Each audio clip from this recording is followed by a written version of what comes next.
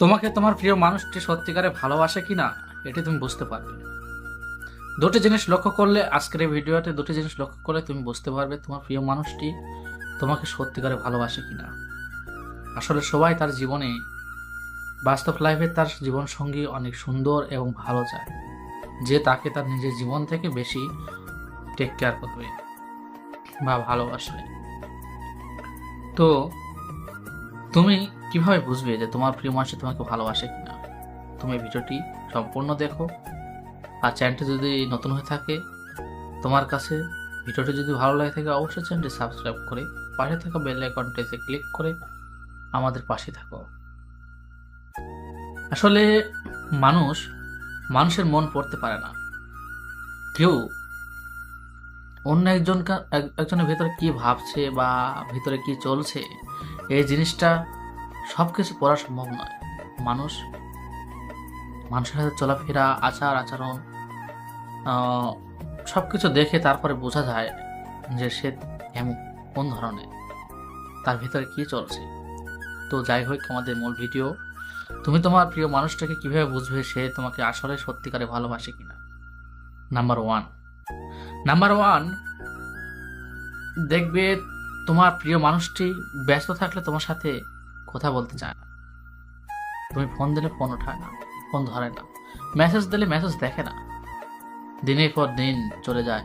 সে হয়তো তুমি এখন মেসেজ দিলে দেখা গেল সকাল 10টার সময় দিয়েছো, সে তার মেসেজের উত্তরটা 5টার সময় দিয়েছে বিকাল।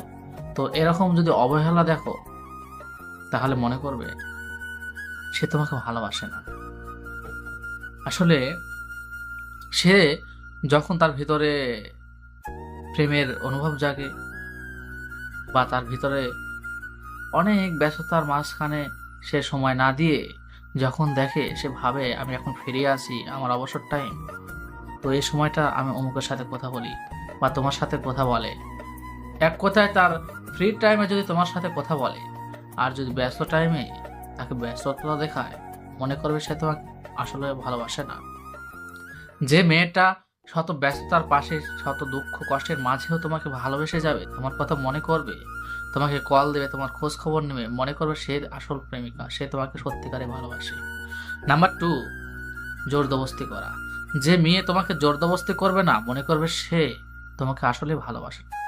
জোরদবস্তি বলতে বোঝানো হয়েছে প্ল্যান, তোমার ভবিষ্যৎ প্ল্যান, তোমাকে নিয়ে সংসার করবে, কি করবে, কোথায় থাকবে, কি খাবে, এক কথা তোমার লাইফের যাবতীয় প্ল্যান বাস্তবায়ন করা না, যে জোরদবস্তি করে যে বাস্তবায়ন করা না, কথাগুলো তোমাকে শিখিয়ে দেওয়া, তোমার নিজের জীবনকে গঠন করা, এ সকল প্ল্যান যদি তার ভিতরে না থাকে, মনে করবে যে সে তোমাকে ভালোবাসে না।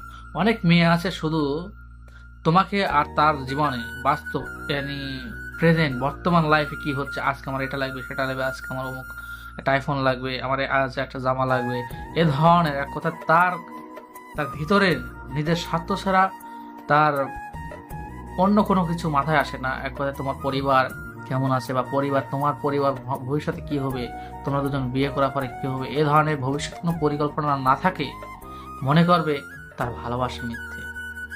আসলে যে আসল ভালোবাসে সে কখনো ছেড়ে যায় না।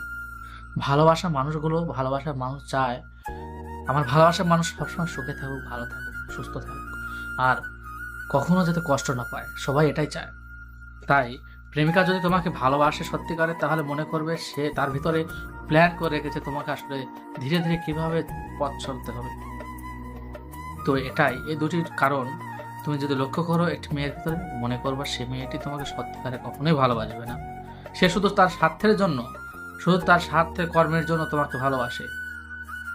লোভ, লালসা, এটির জন্য ভালোবাসে। তাই আমরা সবাই চাই আমাদের জীবন সঙ্গী অনেক ভালো হোক, আমাকে অনেক বেশি ভালোবাসুক। তাই অবশ্যই তোমরা চেক করে বুঝে শুনে তারপরে জীবন সঙ্গী নির্বাচন করবে, তাহলে জীবনে সুখী হবে। ধন্যবাদ সবাইকে।